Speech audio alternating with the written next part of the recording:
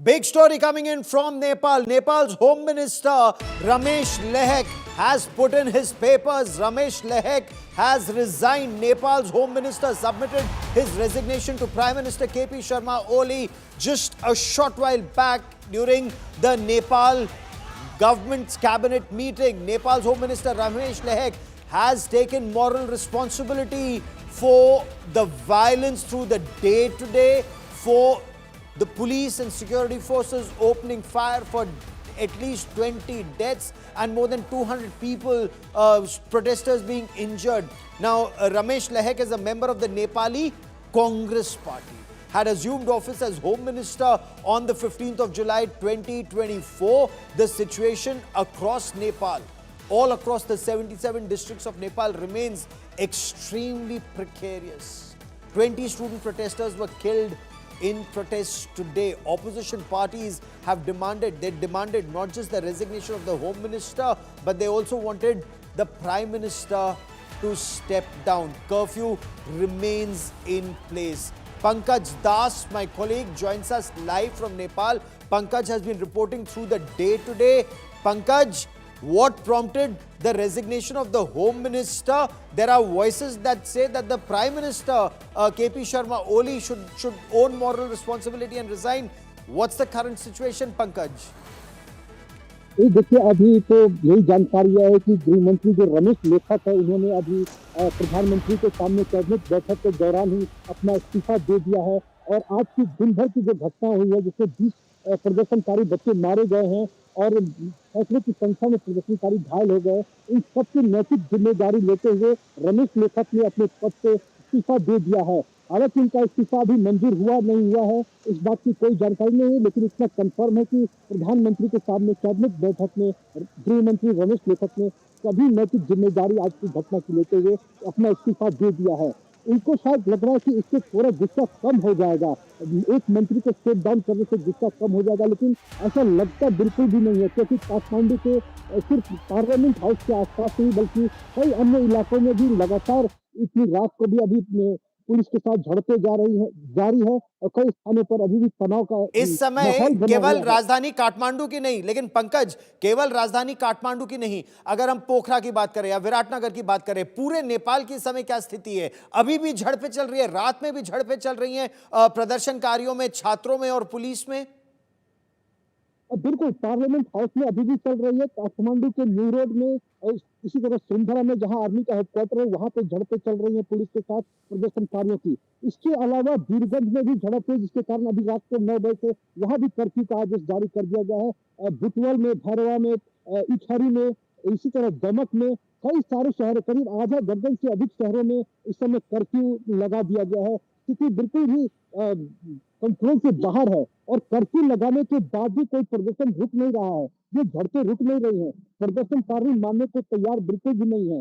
अभी देखना हो कि रमेश लेखक जो गृह मंत्री है, उनका इस्तीफा आया है, उसका क्या असर होता है, क्या जो प्रदर्शनकारी है वो कुछ शांत होंगे या नहीं होंगे, या फिर ये प्रधानमंत्री के इस्तीफे तक बात जाएगी, सरकार। पंकज, आप इस खबर पर नजर बनाए रखिए, ताजा जानकारी के लिए फिर मैं आपके पास लौट कर आऊंगा। So that's my colleague Pankaj Das reporting from ground zero. Protest continue. The home minister has resigned, but the protesters से they want the ban to be removed. They also want the Prime Minister to step down. Clearly, Nepal remains on edge. The army has been called out not just to protect the Prime Minister's residence in the Prime Minister's office, but vital assets, vital points and sensitive locations. There are lakhs of students who are still out on the streets shouting, unban social media, crack down on corruption, don't crack down on free speech. This after Nepal's Prime Minister KP Sharma Oli ordered a ban on 26 social media platforms, including Facebook, YouTube, X, Instagram, amongst others.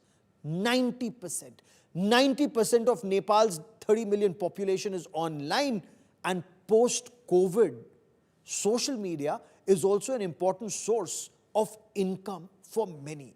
Security forces opened fire when protesters entered the parliament building and vandalized not just the premises around, set fire to the gate, but some other buildings too. The situation remains on the edge.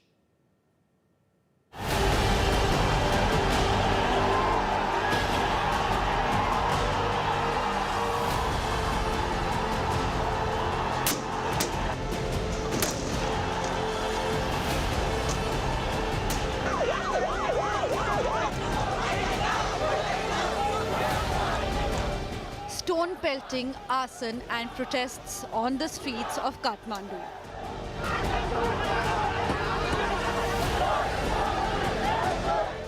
The trigger, the KP Sharma Oli government's move to ban 26 social media platforms, including Facebook, YouTube and X. Thousands of young Nepali citizens hit the streets to protest the ban. Hundreds injured. Over 15 killed as demonstrations have spread beyond Kathmandu. Officials said the ban was due to lack of registration. But for young protesters, it became the flashpoint for wider anger over corruption and governance. This protest was actually supposed to be Gen Z's protest in a very peaceful manner. This was all very clear. It was police who actually started everything in the front line. First started with the tear gas, and then after the bullets, and then the sticks and everything. Protesters are using virtual private networks or VPNs to coordinate online despite the blackout. ये protest corruption के लिए है। हम सब लोग अब जागरूक हो चुके हैं कि अब नहीं सह पाएगा। अब जो होगा अब युवा पुस्ता करेगा। हम लोग को ये बूढ़ा लोग नहीं चाहिए। अब जो देश चलाएगा वो युवा लोग चलाएगा। Demonstrators broke into restricted zones near Parliament and a blaze was seen at the eastern gate of the Parliament building in Baneswar. Security forces responded with tear gas, water cannons and live firing. Eyewitnesses allege police fired indiscriminately. Medical facilities in the capital are facing a resource crunch. 2 to 3 army platoons have been deployed to the capital on the request of civil authorities. The protesters are no longer confined to Kathmandu. Clashes have been reported in Pokhara, Biratnagar, Nepalganj and Bharatpur. Nepal government now blames anarchists and reactionaries for hijacking Gen Z protests. An emergency cabinet meet has been called. Prime Minister Oli has defended the digital ban, calling it necessary to protect national sovereignty. But with protests spreading across cities, the government faces its biggest challenge in years. Bureau Report, India Today. So students, protesters, now even some members of the opposition party, they're accusing Nepal's Prime Minister KP Sharma Oli's government of corruption, of incompetence and now of inept handling of the current situation. And there are calls being made that KP Sharma Oli should step down. He in turn has blamed extremists. We are now being told he's also offered to step down. This fire is spreading far and wide. What should one make of these developments? Joining me on this special broadcast are Rajendra Mahato, former Deputy Prime Minister of Nepal, Upendra Yadav, again twice served as Deputy Prime Minister of Nepal, Chairman of the People's Socialist Party. Dr. Pramod Jaiswal is the Research Director at Nepal Institute of International Cooperation and Engagement. Also joining me on this broadcast, before I bring in our guests from India, are two eyewitnesses, Suhana and Darshan. Joining me from India are Ambassador Veena Sikri, former Ambassador to Bangladesh, Professor Brahma Chilani, Strategic Affairs Expert, former Advisor to India's National Security Council. Joining us from Singapore is Lieutenant General Shaukin Chauhan, former Indian Defence Attaché to Nepal. Welcome on the show. I quickly want to cut across to Suhana and Darshan. Suhana, were you participating in these protests? Suhana, is samay kya chal raha hai? How did these protests start? What can you tell us, Suhana? So I would not say we were part of the protest entirely, but we, as the youth had shown solidarity, it started at 9 a.m. and was supposed to end at 5 p.m. However, till 9 till 12, I arrived there around 12:30 to 1, and it was a very, very peaceful protest, Mr. Gaurav. And honestly, to tell you that people were actually singing, dancing, and there was music being played. It did not start out as the way it has been portrayed, because it started out very peacefully and the agendas were very clear from the get-go that the youth is not going to be violent. We had no weapons, quite frankly, nor did we come with that intention, I think. And to portray that this tag that Gen Z did all of this, I think would be very false. I feel it becomes very easier to control that sort of narrative. However, there were people from all walks of life, from all demographics actually. You had businesmen to actual people, activists, people who have actually been really affected by the social media ban in the country, whose livelihood also depends on such digital apps to keep us connected to the to a more global audience.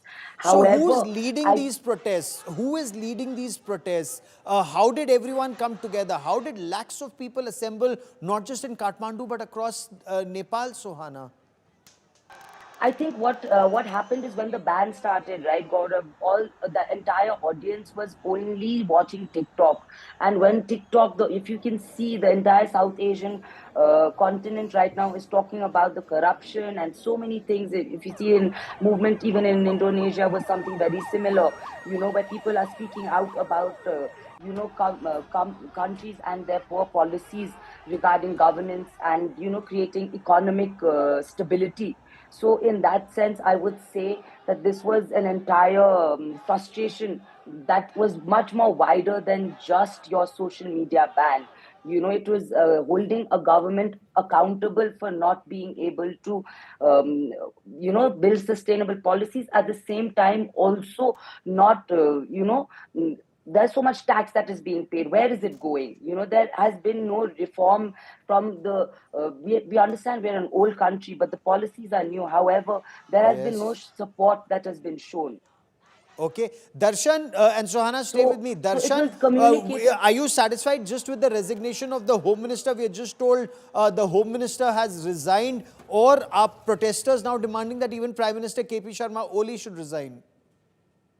No, look, as far as I understand the mindset of the Gen Z generation, I think the whole government, I mean, this protest is one aspect is the ban of the 26 platforms, right? But another aspect is the Gen Z or this generation have failed us. That's the conclusion. So it's about the whole systematic change that the youth of Nepal see at the moment.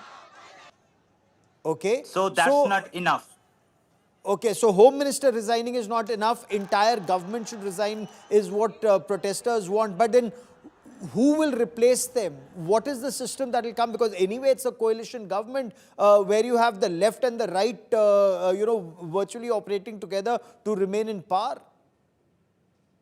Right, I mean, right now, I mean, there is so much confusion that's going around in the minds of people who went in the protest today. So the youths are seeking for someone, some leader to and I think I don't know whoever that could be, but the entire government, the prime minister, I think should KP Sharma Oli should resign from his position. I've also heard that they are calling for 11 p.m. like security meetup has been just floating around in the surface in the internet. So I don't know like what gonna happen, but the tragic death that we have seen in the peaceful protests, Yes. it's crazy, I couldn't even believe my eyes, and that I've seen today in the Darshan, stay with protest, me, and as a Sohana, stay with me. journalist. Janil Chauhan, you've served in Nepal, you speak the language, you understand the people. So is this a protest on a social media ban against corruption and incompetence of the KP Sharma Oli government, or are the youth very frustrated with the way Nepal was led by the previous generation, and perhaps the social media ban was just the last straw that broke the proverbial camel's back? Good evening, Gaurav. Thank you for calling me for your show. Well, I agree with you. The issue is, of course, the fact that there is a lack of governance in Nepal. This lack of governance has been going on for the last almost 20 years. There's been absolutely no development in Nepal, and there's a huge lot of corruption. But the issue about these riots or this the disturbance is that no leader has emerged. So there is no political ideology that has come up. It might happen after a little while, a few more days, and you might get a leader or with an ideology. But at the present moment, it's not that. The fact that the Home Minister of Nepal has resigned shows us that probably Nepal Congress is likely to break this very uneasy coalition with KP Sharma's Oli's Maoists. So there will be a fracture in the governance. There will be a breakdown. I'm certain that in the days to come, KP Sharma Oli might have to resign because he will simply lose power because the Nepal Congress will break away. Now, the issue is that I've seen these disturbances in the past, in 2005, Yes. 2006, 2007, when you had come there earlier, when I was the defense attaché there. These disturbances were there. But at that time, there was a clear leader that was emerging. Prachanda Yes. was leading the Maoists, Prachanda. and there was a very clear idea that who and what is going to happen. At this present moment, that is not there. Now, there are three questions in my mind. If there's Okay. not there, who's starting it? That's the first issue. Is there money that is coming out from somewhere else? That's the second issue. Even the Gen Z frustration. As you said, you asked this question from one of the young people there about who is coordinating this? How can uh, all 77 districts have disturbances without coordination? That's a very So important point. And stay with me, General. Let me take this to Ambassador Sikri, because we've seen this even in Bangladesh. And Ambassador Sikri, spontaneous protests or social media actually being exploited or harnessed to create that atmosphere of unrest in society, because a lot of protesters through the morning have been talking about this video which shows comparison, the tough lives that youngsters lead in Nepal compared to children of political leaders who are leading lavish lives overseas. And this angered a lot of these youngsters. Sadly now 20 are dead, more than 250 injured. Yeah, well, I think there are two or three distinct aspects to what has happened, and these are issues entirely internal to Nepal. First of all, it did begin as a very peaceful protest. So the excessive use of force by the government, by the police, and then the army being called in, and the people having died, so many people have died, and so many more are injured. This has caused a huge amount of anger, no doubt about it. Second aspect is that the issue of the 26 companies that you've spoken about, social media companies, whether YouTube or Facebook or X and so on. So they were told by the government that they should register themselves, and the hint was that they should also pay taxes. Now this is a huge issue, not only in Nepal, but this is a huge issue everywhere about these 26 companies, the social media companies, not even registering their presence, but wherever they are registered, whether they should pay taxes or not. So this is another huge issue, and whether this protest is against the banning of the companies and the fact that they're being asked to pay taxes, is this something that has been instigated on that front? So obviously the demand is that the social media companies should be reinstated, and because it has affected so many jobs among the Gen Z. Livelihoods. The third Yes. livelihood, and the third issue, of course, the nepo kids, the nepotism. This is a governance issue, a huge governance issue, highlighting the corruption that is being charged. And of course, social media is the place where all these corruption allegations are aired, and they are free to mention these on the Okay. social media. Many So I have other Sohana and Darshan who are back with me on the broadcast. I want to bring in Professor Brahma Chilani before I bring in our political guest from Nepal. Professor Chilani, 20 dead, 250 plus injured. Does this indicate not just competence at multiple levels of governance by the KP Sharma Oli government, also the inept handling, as these youngsters say, of the social media ban and these protests? Because they're saying for compliance, more time could have been given. The moment you ban them, students lose their livelihoods, youngsters lose their livelihoods, and they're unable to communicate. You're absolutely right.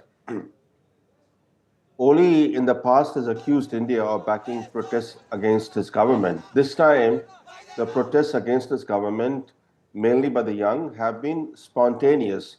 And the fact that the authorities have used excessive force and there have been so many killings, that in turn has triggered nationwide protests against Oli's government.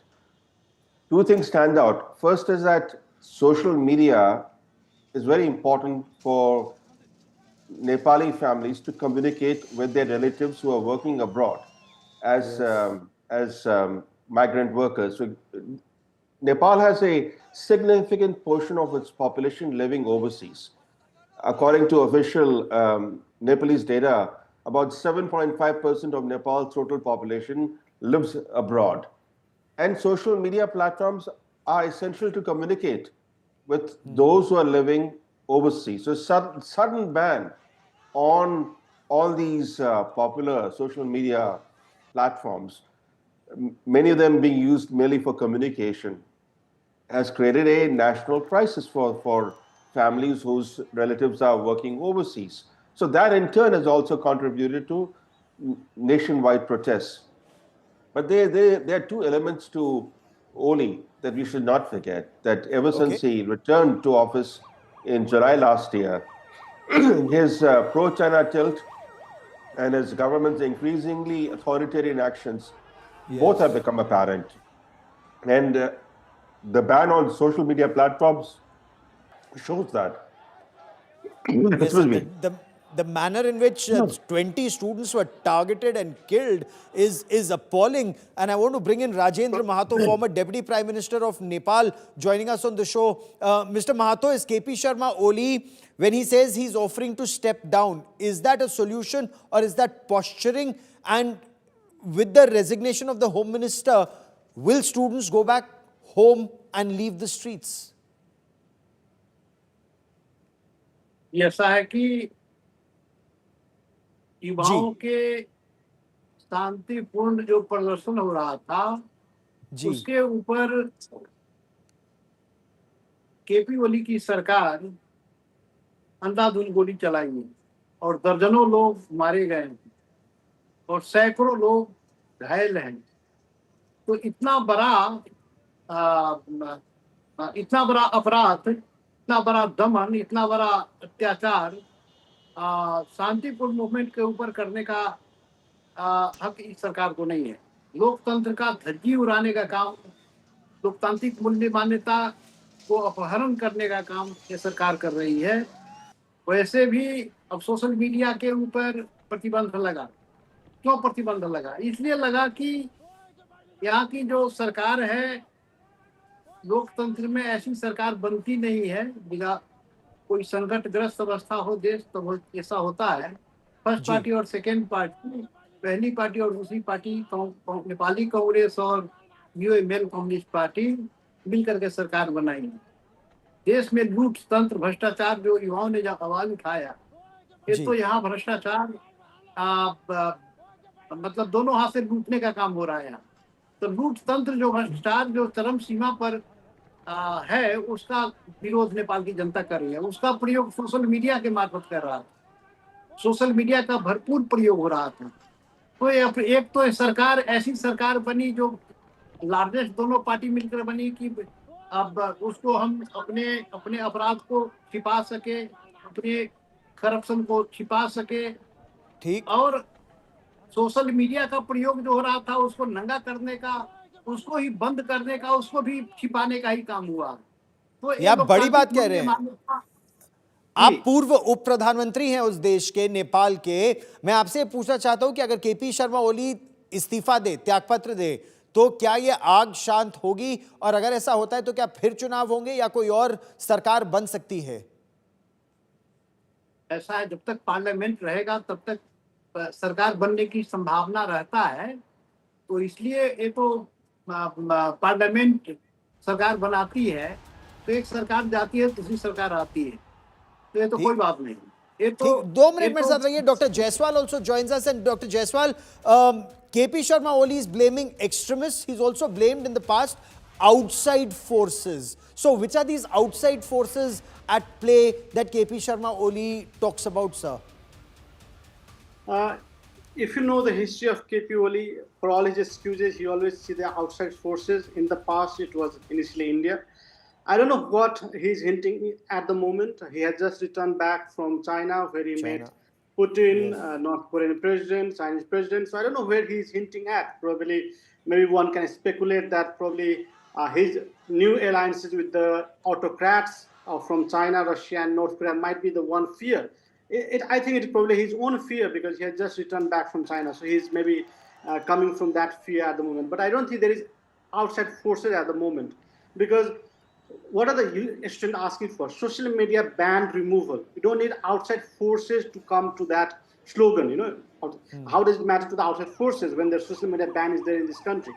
So corruption and social media ban removal was the true demand of the student in the morning. But since all that happened, now they have new demands. That is one, the resignation of Home Minister, which I believe he has resigned, and another, the resignation of the Prime Minister, which we are yet to expect.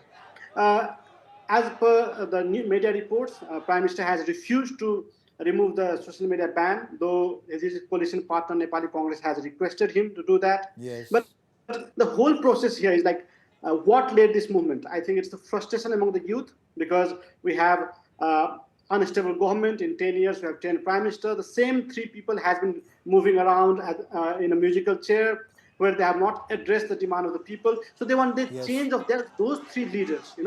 People are Okay. happy with the parties that they present, but they don't want the heads to be there in the power all the So time. let me Where get Sohana they and cannot do. Darshan, the youngsters, on this panel. Sohana, will people be satisfied just with the Home Minister's resignation, or after the killing of 20, young students and protesters and 200 plus being injured?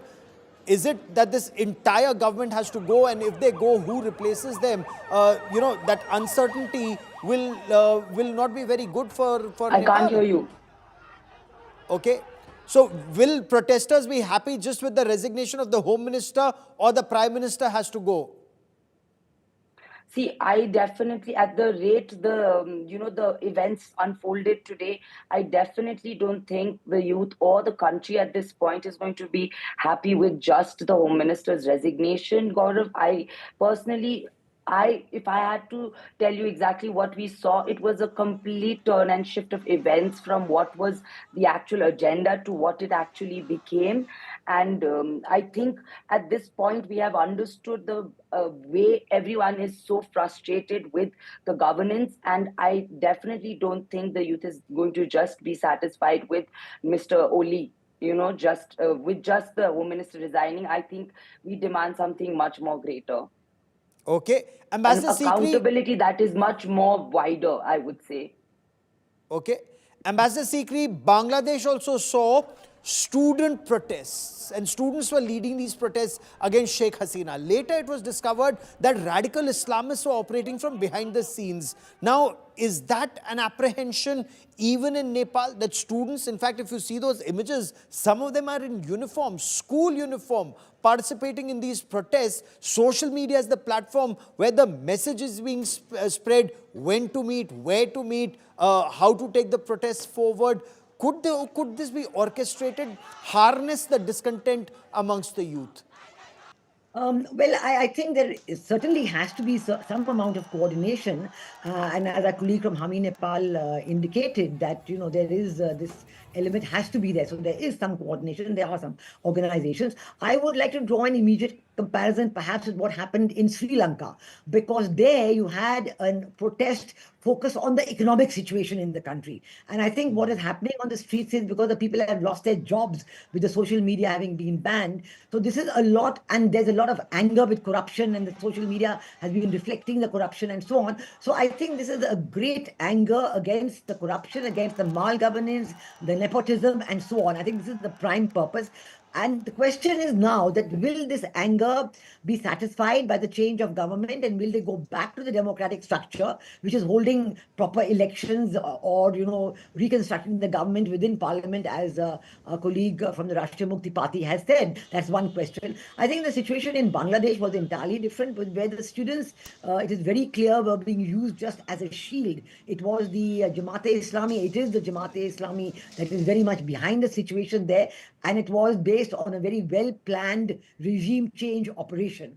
Now, in this case in Nepal, using the pretext of the social media ban, is there a very well-planned regime change operation which is coming into force? I think we will know that in a day or two when we see how these protests go on. But certainly, I think there is the need for the government, not just for the Home Minister to resign, but for the government to talk to the protesters, to Yes. actually understand the issues, and to see whether a solution is possible. That, okay, even if you restore social media, but the problem of getting the companies to Okay. register, that will remain. There are many ways in which it can be handled, and I think the government's handling of the issue is going to be critical. Absolutely. Are they just Professor going to Chilani, say, yeah?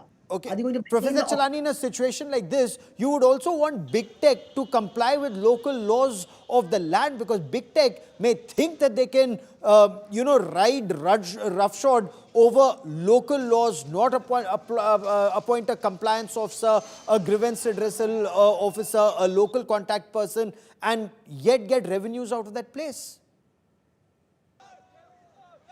But you have to look at Oli's record. After he returned to office, one of his first actions was to lift the ban on TikTok. On TikTok. Now look at the irony of it. He becomes prime minister in July 2024, and soon thereafter he revokes the ban on TikTok. And now he's facing deadly protests over banning Western social media platforms.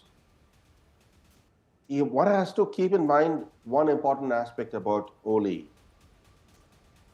First, for China, a weakened and isolated Oli government reliant on Chinese support could deepen Nepal's dependence on China, particularly for trade and security. This would be a major strategic win for China in its encirclement strategy against India. So certainly China is not seeking regime change in Nepal. Certainly not. Nor is India.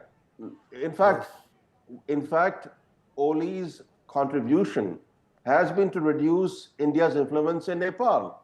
That will be his legacy. He has worked systematically to control India's influence in Nepal. Including the Agniveer. Yes. Yeah, India faces a dilemma.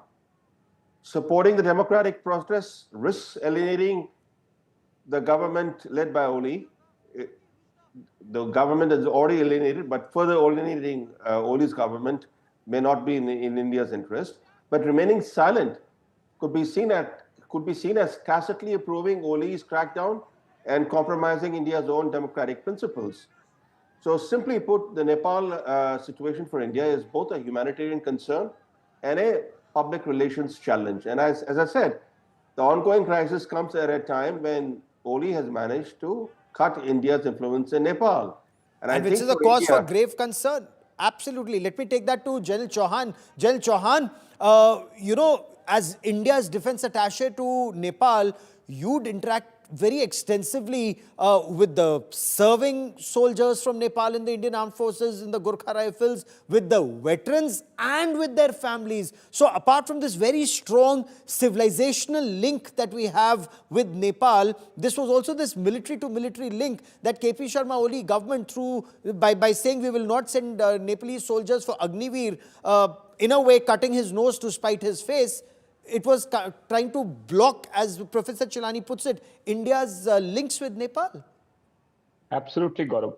What should be absolutely clear about our relationship with Nepal is like this: that there are more than 130,000 Indian Army or Indian Armed Forces pensioners who live in Nepal. Now, of these 130,000 Indian Armed Forces pensioners, all of them are opinion shapers in their villages. And at least 6 people of every family depend on this pension. So that's about 10 lakhs to 15 lakh people who are opinion shapers in their villages, who are actually directly gaining from Indian pensions. In addition to this, there are about 38,000 Nepalese origin serving Indian Army soldiers. And we used to recruit about 1,000 soldiers every year.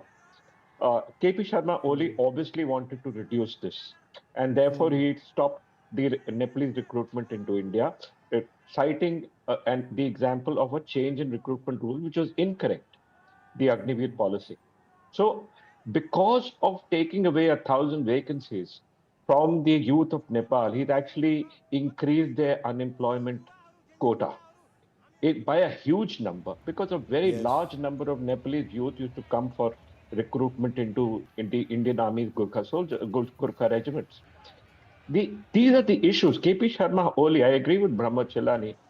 KP Sharma Oli has moved step by step to reduce India's influence. And not just influence, India's friendship, India's committed friendship to Nepal.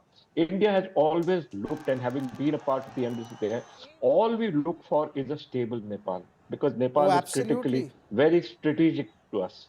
And we You do know, not want an increased Chinese influence there. So we want Nepal to be with us. We want Nepal to understand how Darshan, critically is that strategic a it is. fear? Darshan, is there a fear that China's influence could increase in Nepal? Both you, Sohana, and Mr. Jaiswal, one after the other, you know, the little time that I have on this part of the show, that a situation like this could be exploited by outside forces in Nepal? Darshan? Yeah, I mean, as I said earlier, there is a lot of confusion then what's going to happen. But of course, Gaurav, since Nepal lies in this very strategic position, I truly believe that, you know, these kind of influence would definitely, play behind the bars. No doubt on that. Uh, but also, I mean, the point that we should not miss here is that it's not only about 26 social media ban, right? That can be uplifted by this government, and it won't be now like things that's going on doesn't looks like it will stop just because government will uplift this ban. I mean, the issue of corruption, the issue of the systematic failure, and like a guest mentioned, the issue of the chair that they play, the three faces that we have been Yes. seeing every day since we were a kid, would definitely not make protesters happy, in my opinion. Interesting point you make there. Sohana, is that also something that you feel that just unbanning 26 social media platforms will not end what many in Nepal are describing as Gen Z revolution? I mean, definitely, Gaurav, at this point, it is not just a Gen Z revolution. I think this has turned into something much more greater and wider than just that. This is a movement on its own where it has multiple repercussions against all demographic and not just the young people, not just within Nepal, but outside of Nepal as well. And see, I do not understand exactly what agenda besides within, beyond Nepal, this could be pushing or per se, but in that sense I feel like the youth and the people that came out today were genuinely frustrated with the poor governance in general. Yes. Okay. Dr. Jaiswal, and I as and an I analyst, Dr. Jaiswal, as an analyst, will KP Sharma Oli, should he step down? There are some voices that seem to indicate that he offered to step down and that he's already ordered an inquiry into the violence and the targeting of children. Will that satisfy the protesters? Yeah, baat ab bahut aage nikal gayi hai. This is, as the students put it or as the protesters put it, it's a revolution for change. Gaurav, maybe if Prime Minister KP Oli will step down, the things might get calm, but it will not end here. Because as I said, the students demand the change of the leaders who has been in power since decade and they have not delivered. So we don't want KP Oli to be replaced by Deuba and then replaced by Prachanda. We want this whole set of people to be replaced by young leaders. That is one. Second, when we talk about China and all, I think the world should understand that democratic Nepal is in the interest of the democratic countries. If we stand with Nepal's democracy, freedom of speech, democracy, human rights, and all, I think it's in the interest of the region as well. So I think that is where India and the Western world should come together. Because if we have authoritarian tendencies like KP Oli who want ban on social media, ban on press and all, I think it's not in the interest of the region. So I think the world has to come to the joint hands. Very big point you're making. Rajendra Mahato ji, क्या आपका भी यही सोचना है कि KP Sharma Oli अभी China से आए हैं, तियानजिन से आए हैं, शी जिनपिंग से मिलकर आए हैं, तो उनमें कुछ उसी तरह की आदत दिख रही है कि वो सोशल मीडिया को दबा दो, जनता को दबा दो, और वो अब नेपाल की जनता उठ खड़ी हुई है अपनी आंदोलन के साथ? जी बिल्कुल, नेपाल की जनता परेशान है, तबाह है और बिल्कुल फ्रस्ट्रेशन में है, आक्रोश में है। उसी का आज जो प्रदर्शन हुआ है युवाओं के द्वारा, उसी का प्रतीक है। इसलिए परिवर्तन चाहती है यहाँ की जनता, शासन में, विचारधारा में, व्यवहार में परिवर्तन चाहती है। यहाँ व्यवस्था परिवर्तन होता है, संविधान परिवर्तन होता है, लेकिन व्यक्ति का जीवन स्तर में कोई परिवर्तन नहीं हो रहा है। तो नेपाल की जनता उससे परेशान है। दैनिक रूप से हजारों लोग देश छोड़ करके, युवा लोग देश छोड़कर बाहर जाना पड़ रहा है, लाखों लोग देश छोड़कर चले गए। तो ये सारा है, इसलिए ये सिर्फ सोशल मीडिया के ऊपर बैन लगा इसलिए ही इतना नहीं है। करप्शन से लेकर कुशासन तक सारी जो अवस्था है सरकार की, जो देश के जनता के प्रति बना रखा है, उसके प्रति आक्रोश है, परिवर्तन की चाहत है। तो जब तक ठीक। परिवर्तन होगा नहीं, किसी न किसी रूप से होते रहेगा विरोध। General Chauhan, the last 30 seconds I have on this part of the show, I just want to understand, the army in Nepal remains very powerful and very disciplined, but will they follow illegal orders? Should they get illegal orders from an authoritarian government, or will the army look at this revolution as the students put it, and perhaps the Nepali Congress will cut its losses, or how do you see things pan out? Gaurav, firstly about the army. I have seen them during the Jan Andolan 2 at the end. They're an extremely conscientious, extremely professional force. And I do not see the army taking any illegal orders at all. They did not take it in 2006, 2007, and they will not take it now. I have full faith in the Nepalese army and its officers. That they will lead the Nepalese army to take a stand that is correct and that is ethical for the government of India, for the government of Nepal, and for the people of Nepal. That's the main issue. That's the first issue. How does it pan out? In the next 3 to 4 days, we have to see who's leading this protest. And within the next 3 to 4 days, we also have to see, will Oli get down and say, okay, I'll unblock the social media, I will talk to the people, and I will resign. Now, these are all issues that Oli has to take now. He has to understand that the protests have gone beyond a particular stage. He cannot control them, and he needs to understand their anger. And he needs to show fresh faces. I totally agree. The three old faces are no longer acceptable to the people of Nepal because they've not been able to lead them to any kind of prosperity. And The we'll be people of tracking the Nepal story yes, very, we'll very be looking closely. at that, Gaurav. Yes, Absolutely. to all my guests, many thanks for joining me. Nepal and India, they have civilizational ties. They're blood brothers. In fact, Prime Minister Narendra Modi, when he traveled to Nepal for the SAARC summit, he'd made a very interesting point in the Parliament of Nepal where he said, every war that India won, Nepal had shed blood for India.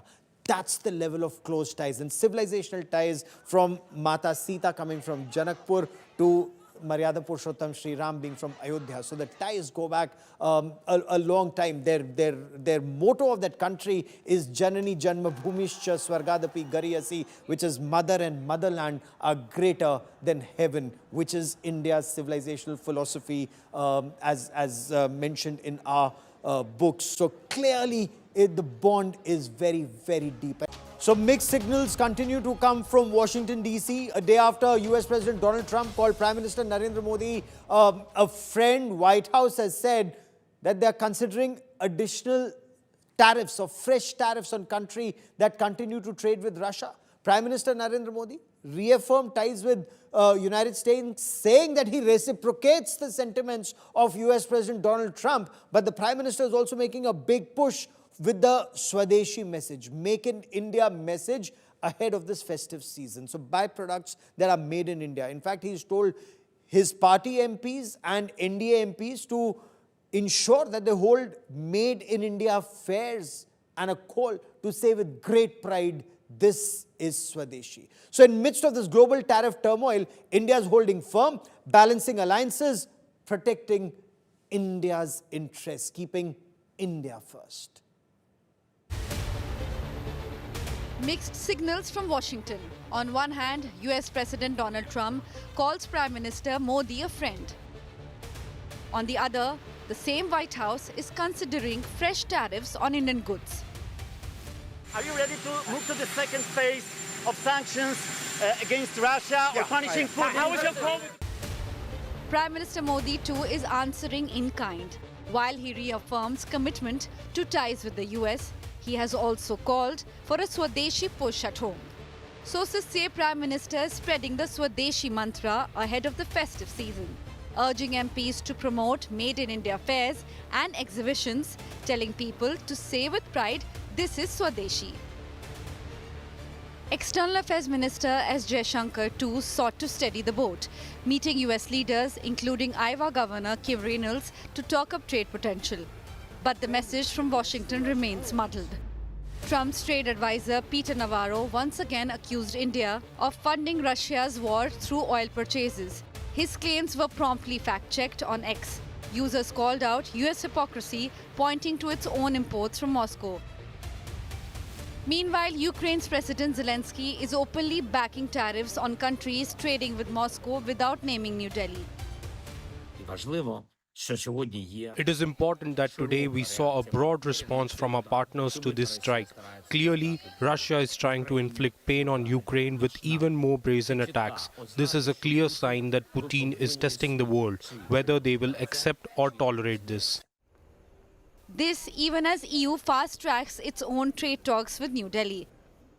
Caught in this chakravyuh of global pressure, India is holding firm. The challenge for India is clear: balancing global alliances while protecting national interest. Bureau Report, India Today.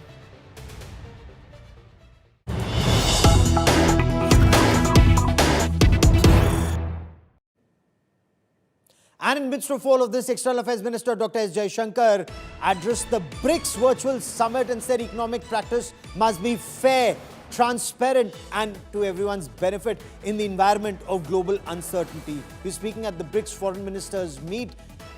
He said, when there are disruptions and when there are multiple disruptions, our objective should be to proof it against such shocks. Dr. Jaishankar said the multilateral system appears to be failing the world. Speaking at this virtual meet, Jaishankar said that BRICS' objective should be to create a more resilient supply chain at this juncture where there are multiple disruptions. The international trading system is based on the foundational principles of open, fair, transparent, non-discriminatory, inclusive, equitable, and a rules-based approach with special and differential treatment for developing countries. India strongly believes that this should be protected and nurtured. So when the Americans were threatening India, virtually threatening India to leave BRICS, the foreign minister is addressing the BRICS foreign ministers meet and he's talking about resilient supply chains in this era of disruption. So there are very conflicting signals that are coming from the United States of America.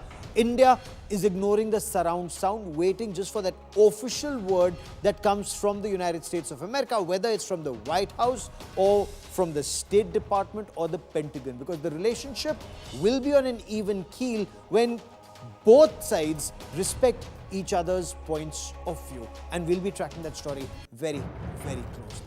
That is all I have for you on this India First special broadcast. Many thanks for watching.